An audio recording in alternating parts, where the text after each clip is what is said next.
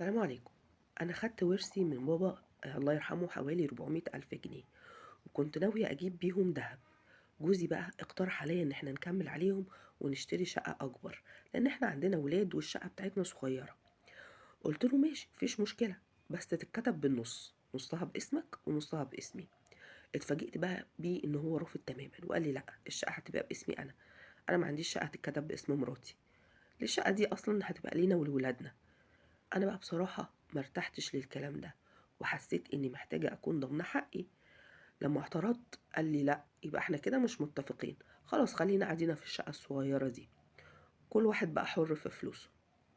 دلوقتي أنا محتارة جدا، أمشي ورا كلامه واثق في الموضوع فعلا، ولا أتمسك بموقفي وأحافظ على حقي زي ما أنا شايفة. أنا حاسة إن أنا قلقانة كده ومش مرتاحة، ومش عايزة أندم بعد كده.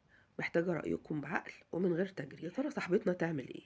تدي فعلا الذهب لجوزها وتديله الأمان ويجيبوا شقة كبيرة وأوسع ويرتاحوا فيها هي وولادها، ولا تخلي الفلوس معاها ضمان ليها وضمان لحقها؟